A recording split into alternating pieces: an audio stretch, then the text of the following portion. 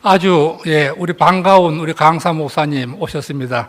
중부교회에 담임하고 계시는 우경창 목사님 말씀 전하시 나오실 때 우리 모두 오른손 들고 할렐루야 하면서 반갑게 맞이하겠습니다. 목사님 나오시겠습니다. 할렐루야. 네.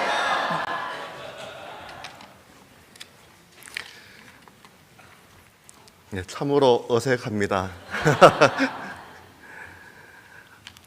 우리 진영희 담임 목사님께서 전화 오셔서 교사 헌신 예배 설교를 말씀해 오셨을 때 주문하신 내용이 딱 한 가지였는데 밝게 라고 하셨습니다.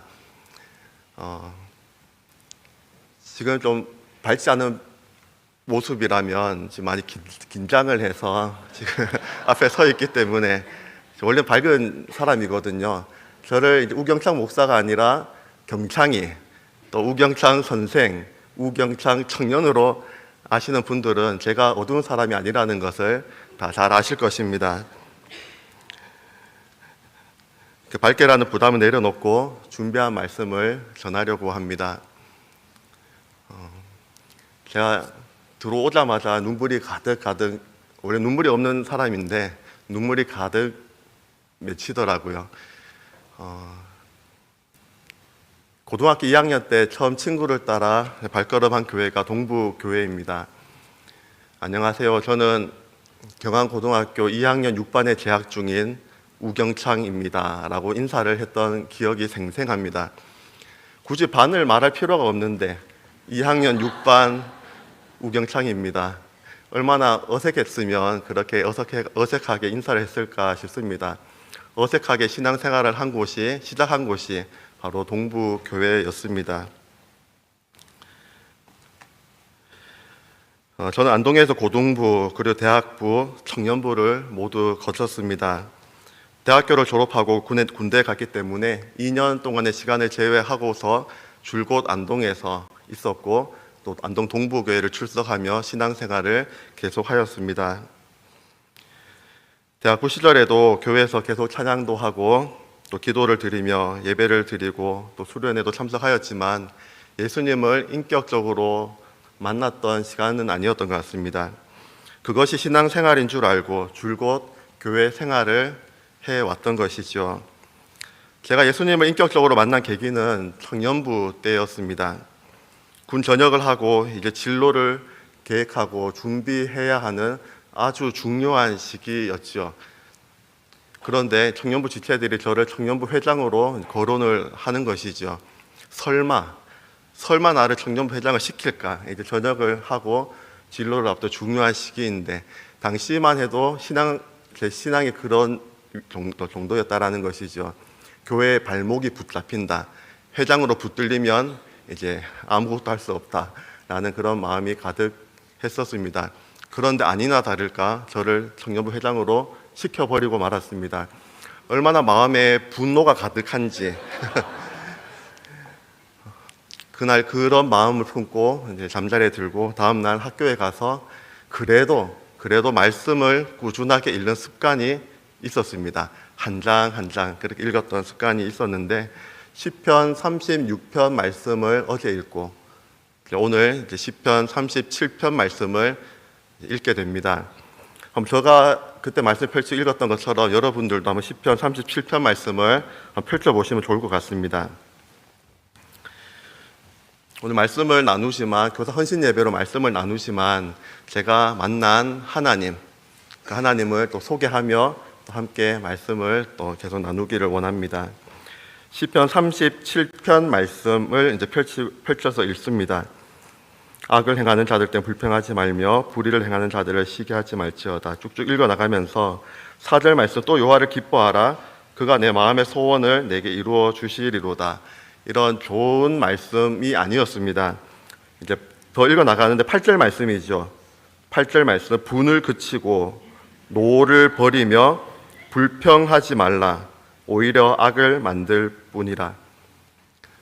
지금 제 감정을 너무나도 잘 알고 계시는 주님이 아니라면 말씀 가운데 막연했던 예수님이라는 존재가 내 지금 감정까지 잘 아시고 바로 곁에서 지금 여러분이 저를 바라보며 듯이 바로 곁에서 저에게 말씀하시는 것처럼 말씀이 들려왔습니다.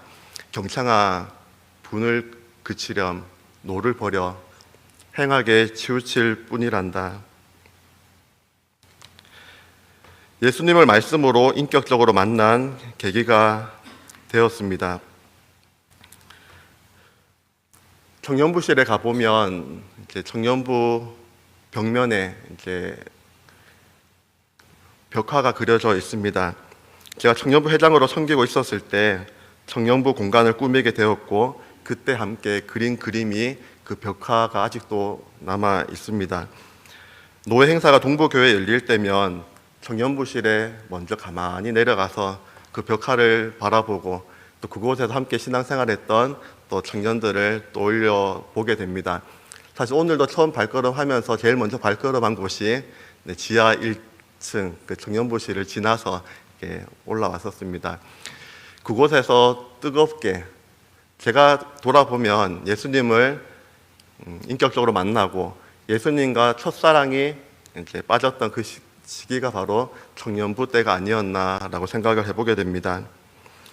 회장으로 선출이 되면 교회의 발목이 붙잡힌다, 메인다라고 했던 제가 정말 예수님께 붙잡혀 버렸기 때문이죠. 말씀 가운데 주님을 인격적으로 만나게 되었습니다.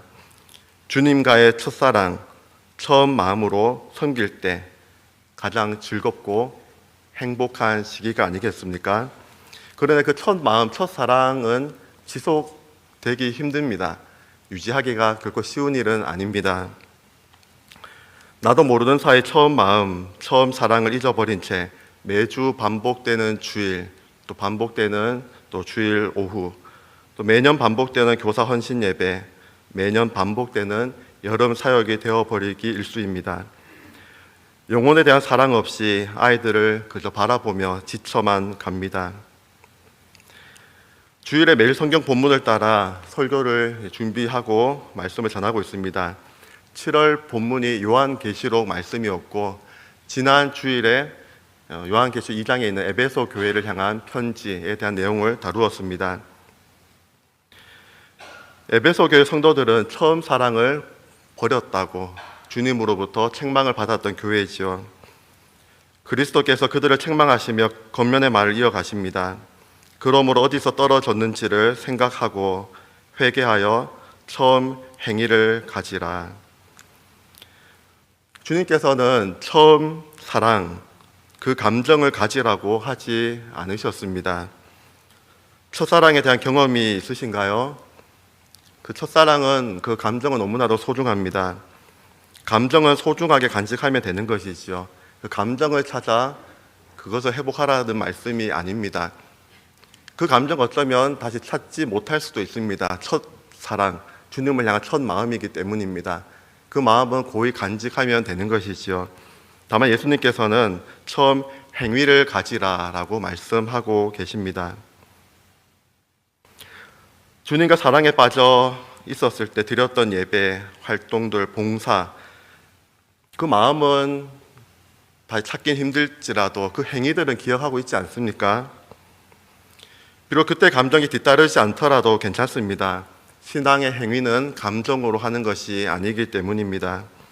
오직 말씀에 순종하는 마음으로 행동하는 것이지요. 순종하며 행동으로 옮길 때 첫사랑의 마음, 그 감정도 채워주실 수 있는 것입니다. 오히려 천만 그 이상의 감정으로도 채워주실 수 있을 것입니다. 어디서 떨어졌는지를 생각하라고 잘 기억해 보라고 하는 것입니다. 그리고 돌이켜 처음 행위를 가지라고 하였습니다. 바라기는 교사 헌신 예배를 통해 다시금 헌신을 다짐할 때 여러분의 처음 행위를 다시 회복할 수 있는 귀한 시간이 될 수 있기를 간절히 소망합니다. 그래서 하나님께 늘 칭찬받는 안동 동부교회 모든 교사들, 모든 직분자들이 되실 수 있기를 주님의 이름으로 기원합니다. 제가 조금은 긴장하고 있지만 이렇게 많은 사람들 앞에서 말씀을 전하는 것에 대한 두려움은 언제부턴가 사라졌습니다. 많은 사람들에게 말씀을 전하려는 욕심은 없기 때문이죠. 한 영혼, 한 사람이라도, 저를 가장 잘 아는 분이라도, 아니면 저를 모르고 말씀으로 저를 처음 만나는 분이라 할지라도 한 영혼이 말씀을 통해 새롭게 변화되고 결단된다면 그 통로로 쓰임받는 것으로도 저는 충분하기 때문입니다. 그 한 영혼이 여러분 한 사람, 또 한 사람이 되실 수 있기를 주님의 이름으로 기원합니다. 하나님께서 저를 말씀으로 찾아와 만나 주셨다라고 하였지요. 이후로 줄곧 하나님의 말씀 가운데 예수님 인격적으로 만나고 그렇게 인도하심을 받아왔고 지금 이 자리에까지 와 있습니다. 예를 들어 이제 제가 동부교회에서 신앙생활을 할 때 주일 강단에서 좀 힘든 시기에 말씀을 통해 위로를 받았던 이제 주일이 있습니다. 그때 말씀이 시편 20편 말씀이었고 그 말씀을 가지고 목사님께서 말씀을 전하셨을 때 큰 위로가 되었고 또 힘이 되었습니다. 그런데 말씀을 듣고 힘을 얻었지만 사람인지라 다시 일상으로 돌아가고 주중의 삶의 자리에서 그 말씀들을 까맣게 잊어버리고 말지요. 다시금 예전 삶으로 돌아가 버리기 일쑤입니다. 아마 그 청년부 때였는데 토요일 날 대구에서 청년부 지체 한 분이 이제 결혼을 하게 되었고 그 예식장에 발걸음을 하게 되었습니다. 그런데 그때 주례하시는 목사님께서 말씀을 전하시는데 시편 20편 말씀을 가지고 말씀을 전하셨습니다. 바로 지난 직전 주일에 들었던 본문의 말씀, 힘을 얻고 위로를 받고 소망을 얻었던 그 말씀이 뜬금없이 토요일 날 주례하시는 목사님을 통하여 다시 들려오는 것이죠. 그 말씀은 신랑 신부에게 하시는 말씀이 아니라 바로 저를 향한 말씀으로 들려왔던 것입니다. 이처럼 하나님께서 살아계셔서 말씀 가운데 우리를 찾아오시고 말씀 가운데 언제나 우리에게 다가오십니다. 내 길을 더 잘 아시는 주님이라는 그 찬양도 있죠. 저의 길을 그 누구보다 잘 아시고 그렇게 인도해 주시는구나라고 깨달았던 계기가 있습니다. 제가 청년부 때 예수님 인격적으로 만나고 이후로 이런저런 과정을 통하여서 신학에 대한 부름을 받게 됩니다. 신학교에 입학하려면 지원 자격이 있지 않습니까? 지원 조건을 보니까 여러 조건들 가운데 수세 후 5년이라는 조건이 있었습니다. 세례를 받은 이후 5년이 경과해야 신학교에 지원을 할 수 있는 것이죠. 저는 지원할 당시 그런 조건이 있는지도 까맣게 전혀 몰랐습니다. 시간을 거슬러 올라가 보니까 5년 전에 제가 군대 생활을 이제 학군단으로 군대 생활을 했는데 이제 여름에 훈련소에서 훈련을 받던 시간이 그때입니다. 5년 전이. 그때 이제 저는 신앙생활을 해왔지만 세례를 굳이 받을 필요가 있을까? 열심히 신앙생활을 하면 되지. 막연한 그런 생각으로 신앙생활을 해오면서 세례 받을 수 있는 기회가 여러 차례 있었지만 그렇게 받지를 못했던 것 같습니다. 그런데 군에서 훈련 받을 때 진중 세례라 하죠. 아마도 그때 앞에서 말씀을 전하시는 목사님께서 이런 선물을 이렇게 흔들지 않았으면 제가 세례를 아마 받지 않았을 것입니다. 그때도. 그런데 앞으로 너희들이 초급 장교가 되면 이런 지휘봉을 가지고 이렇게 지휘하는 그런 말씀을 하실 때 그 지휘봉이 얼마나 갖고 싶은지 그 선물에 혹해서 그날 이제 세례를 받았던 것이죠. 근데 5년이라는 시간이 흐르고 신학교에 대한 부름을 받아 지원을 하게 될 때 수세 후 5년이라는 그런 조건이 있는 것을 확인하고 하나님께서는 그 당시에는 막연했던 신앙, 그런 신앙 깊이도 없었던 저를 이미 저의 걸음을 이미 아시고 내다보시고 그렇게 준비시켜 가시며 훈련시켜 가셨구나라는 그런 인도하심을 강하게 느꼈던 적이 있었습니다. 이처럼 지금의 내 모습이 연약하고 또 교사로서의 자질이 또 없는 것처럼 여겨질지라도 하나님께서 지금 현재 여러분의 모습을 보고 계시지 않습니다. 여러분의 변화된 모습, 또 기쁨으로 섬기는 모습, 그런 모습으로 또 교사의 직분을 성실하게 주님을 위해 기쁨으로 감당하고 있는 모습을 내다보고 계시고 또 여러분을 지금 교사의 자리에서 훈련시켜 가실 수도 있는 것이죠.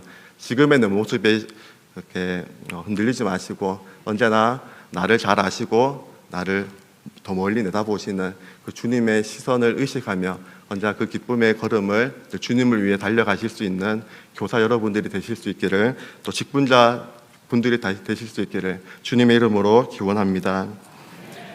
예수님을 2번이나 부인하는 것도 모자라 저주까지 했던 베드로는 일상으로 돌아가 버렸습니다. 그런 베드로를 먼저 찾아주시고 다시 만나주신 분이 예수님이시죠. 예수님께서 베드로를 부르는 호칭이 인상적입니다. 오늘 본문을 보시면 부활하신 예수님께서 베드로를 부르실 때 요한의 아들 시몬아라고 부르시는 그 호칭입니다. 요한의 아들 시몬아, 내가 나를 사랑하느냐라고 물으십니다. 너의 과거가 어떠하든지, 지금 너 감정이 또 예수님을 따랐던 그 시절로 돌아갈 수 없을지라도 너가 지금 나를 사랑하느냐라고 현재형으로 묻고 계시는 것이죠. 지금 나를 사랑하느냐? 내 양을 먹이라, 내 양을 치라. 어린 영혼들을 우리가 돌보고 교사의 직분을 감당하지만 그 영혼도 중요하지만 영혼이 우선이 아닙니다. 더 중요한 것은 바로 나와 하나님과의 관계입니다. 그래서 주님께서는 먼저 물으시는 것이 너가 나를 사랑하느냐? 지금 나를 사랑하느냐? 그 사랑이 변함이 없니라고 물으시는 것이죠. 내 지금 처한 상황이 어떠하든지, 내 감정이 어떠하든지 그것이 중요한 것이 아닙니다. 주님의 그 부르심에 너가 나를 사랑하니, 그 마음에 순종하는 마음으로 처음 행위를 가질 때 하나님 아버지께서는 다시 우리에게 첫 사랑, 그 첫 마음도 회복시켜 주시고 기쁨으로 또 모든 직분을 감당할 수 있도록 분명히 이끌어 주실 줄 믿습니다. 요한의 아들 시몬이라는 표현은 요한복음 1장 42절에 처음 나옵니다. 예수께서 보시고 이르시되 내가 요한의 아들 시몬이니 장차 게바라 하리라 하시니라. 게바는 번역하면 베드로라. 예수님께서 말씀하셨습니다. 너가 지금은 요한의 아들 시몬이지만 장차 게바라 하리라. 흔들리지 않는 베드로, 반석이 될 것이다 라고 말씀해 주십니다.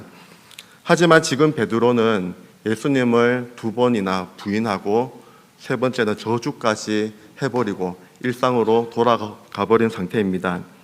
다시 요한의 아들 시몬으로 돌아가 버렸습니다. 그런데 예수님께서는 현재 베드로의 모습으로 함께 돌아가 주시고 베드로의 눈높이에서 베드로에게 말을 거시는 것이죠.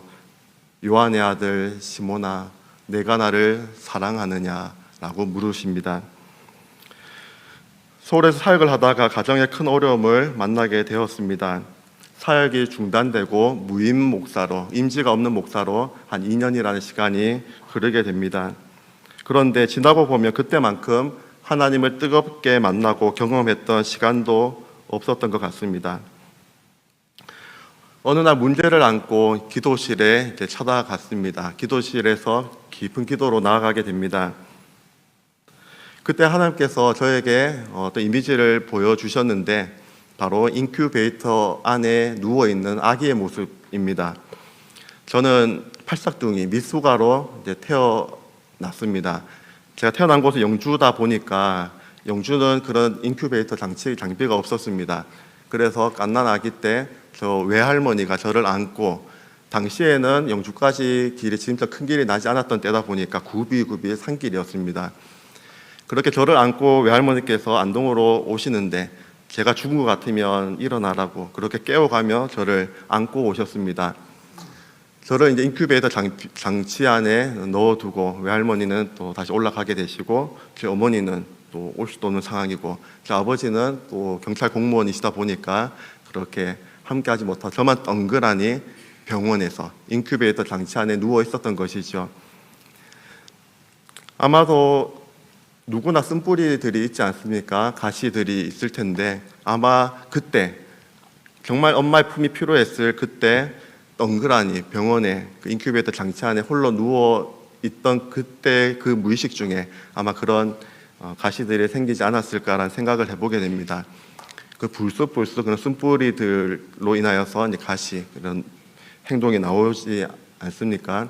아마 그때 그런 기억 때문에 그런 것 같습니다.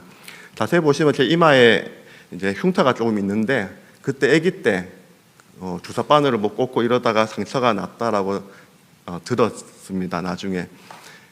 근데 제가 깊은 기도 가운데 하나님께서 깨닫게 해주시는 것은 그때 아무도 내 곁에 없었다라고 여겨지는 그 순간에 내가 너와 함께 했다라고.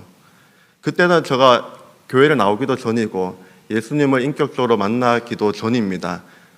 아직 갓난 아기 때 그때 내가 너와 함께 했다. 지금도 함께 하고 있고 앞으로도 함께 하실 것이다 라는 확신으로 다가왔습니다. 저는 문제를 안고 기도의 자리로 나아갔는데 더 이상 문제가 되지 않았습니다. 문제보다 더 크신 하나님을 기도 가운데 만났기 때문입니다. 제가 태어난 그 순간에 함께 하신 하나님, 지금도 여전히 문제 가운데 있지만 함께 하시고 또 앞으로도 함께 하실 것이다 라는 확신을 마음 깊은 곳에서부터 새겨주셨기 때문입니다. 여전히 문제는 그대로였지만 마음은 바뀐 채로 또 기도실 문을 나올 수 있었습니다.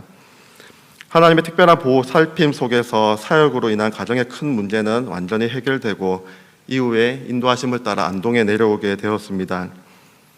안동교회에 부임을 하게 되었고 기도의 자리에 앉아 있는데 문득 왜 내가 여기 있지? 라는 이런 질문이 생기더라고요.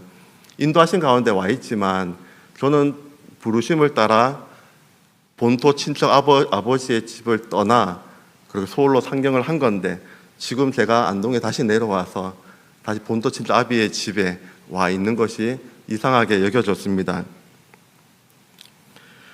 왜 안동으로 다시 돌아와 있지라는 질문이 생겼던 것이죠. 이제 기도하는 가운데 하나님께서 나를 부르심의 원자리로 다시 부르셔서 다시 새로운 마음으로 사역을 시작하게 하시는구나라는 생각을 하게 되었습니다. 요한의 아들 시모나라는 표현 속에서 요한의 아들 시몬을 다시 부르셔서 베드로로 새롭게 세워가시는 주님의 마음을 깊이 깨닫게 되는 것이죠. 다시 부르심의 원자리로 돌아와서 다시금 또 신앙생활을 또 목회를 시작하게 됩니다. 또 하나님께서는 저를 향한 계획만 있었던 것이 아니라 제 아내를 향한 계획도 가지고 있었습니다. 어쩌면 저 아내가 먼저 하나님의 부르심을 받고 또 그런 준비하는 과정도 있었지만 저와 결혼을 하면서 내조를 하고 또 새 아들을 또 양육하는 일에 또 시간을 다 빼앗기다 보니 자신의 꿈을 하나님께서 주신 꿈을 이루어 가지 못했었는데 안동교회 부임하면서 경안신학원에서 그런 과정을 또 참여하게 되고 지금은 영남신학대학교에서 목연과정으로 지금 교육전도사로 함께 중부교회 부임해서 함께 사역을 하고 있습니다. 지금 저는 여기에서 설교를 하고 있고 제 아내는 저의 빈자리를 지금 그 자리에서 채워가고 있습니다. 함께 또 준비되어져 가도록 다시 저를 또 고향 땅으로 부르시고 함께 또 그렇게 또 시작해 하여 주시는 하나님의 은혜를 깨닫게 되는 것입니다. 제 첫 아들이 이제 고등학교 1학년이 되었는데 경안고등학교 제 후배가 되었죠. 이러한 또 인도하심도 있습니다. 제가 고등학교 2학년 때 처음 이제 교회를 나갔다라고 하였지요.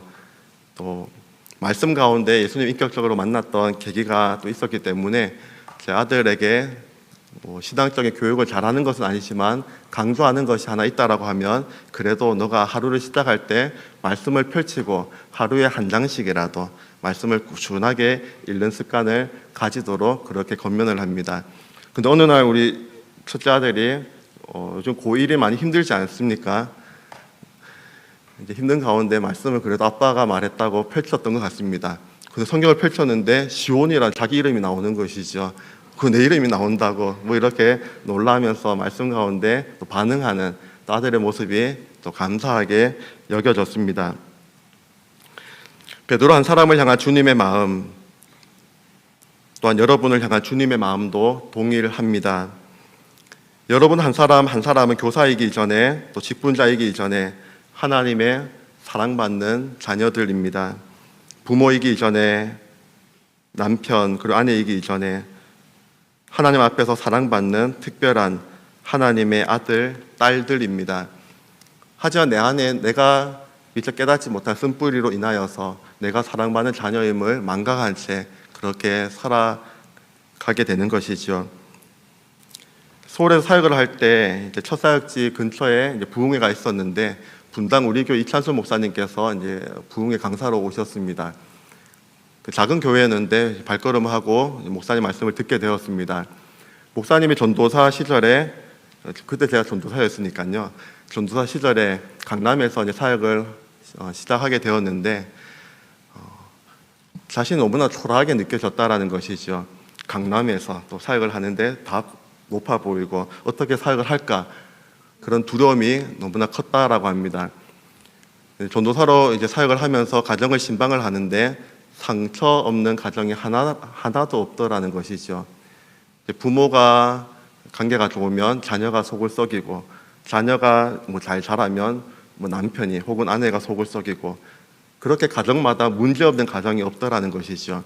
저마다 그런 쓴뿌리로 인하여서 상처받고 상처를 주고 또 그런 어려운 가운데 있는 가정들을 보면서 하나님은 공평하시구나 라는 생각을 하게 되고, 또 그런 쓴뿌리, 그것을 하나님께서 다루어 가시는구나 라는 것을 많이 깨닫게 되었다라고 하시며 한 찬양을 소개해 주셨습니다. 아바 아버지라는 찬양입니다. 아빠, 제가 다 경상도 분이시긴 하지만 저도 경상도 남자다 보니까 하나님 아버지를 아빠라고 부르는 게 너무 어색하죠.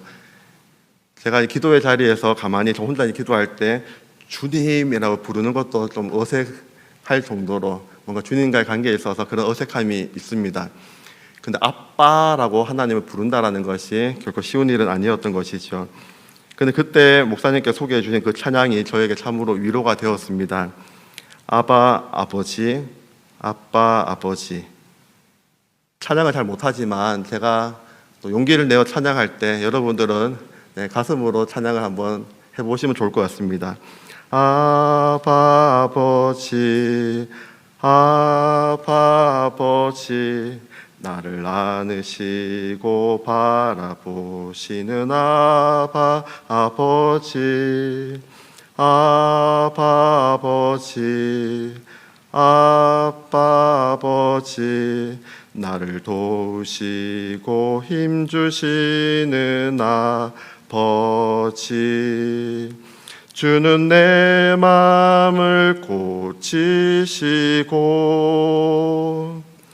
볼 수 없는 상처 만지시네. 나를 아시고 나를 이해하시네. 내 영혼 새롭게 세우시네. 나를 안으시고 바라보시는 아바 아버지, 나를 도우시고 힘주시는 아버지, 주는 내 마음을 고치시고 볼 수 없는 상처를 만지시는, 목사님이 그 고백을 하셨거든요. 내 볼 수 없는, 나도 어떻게 할 수 없는 이 쓴뿌리, 이 가시를, 이 상처를 만지시는 분, 그 하나님 앞에서 다루어 갔을 때 또 지금 분당 우리 교회를 또 그렇게 또 사역을 하시며 또 결실을 맺어가고 계시는 모습을 또 여러분이 보고 계시죠.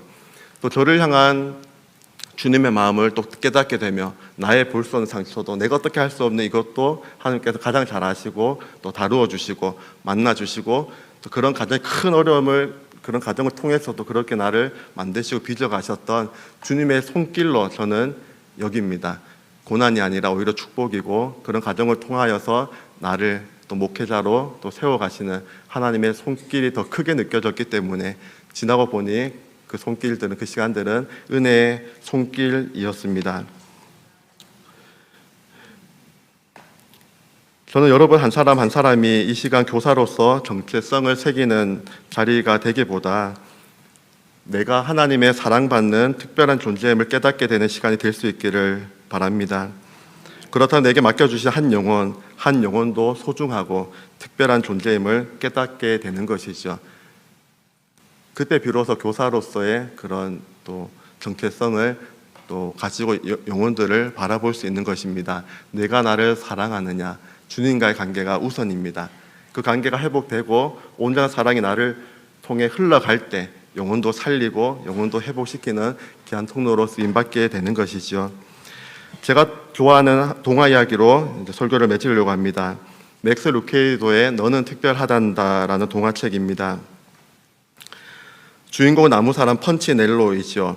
펀치넬로가 살아가는 세상은 저마다 딱지들을 붙이며 살아갑니다. 붙이고 그렇게 떼고 붙이고 잘하고 칭찬받고 그렇게 그런 사람들은 황금색 별표를 붙이고 다니고 있고 늘 실수하고 넘어지고 또 그렇게 미움받는 자들에게는 회색 점표를 이제 붙이게 됩니다. 펀치넬로는 몸에 수많은 점표들이 붙여져 있습니다. 회색 점표가 많이 붙여져 있다라는 이유로 또 회색 점표를 붙이는 그런 매정한 그 세상이었지요. 어느 날 펀치넬로가 루시아라는 여자친구를 만나게 되는데 그녀의 몸에는 어떤 표도 붙여져 있지 않습니다. 또 관심 있게 그녀를 바라보며 그녀가 그렇게 발걸음하는 목수 엘리에게 함께 찾아가게 되지요.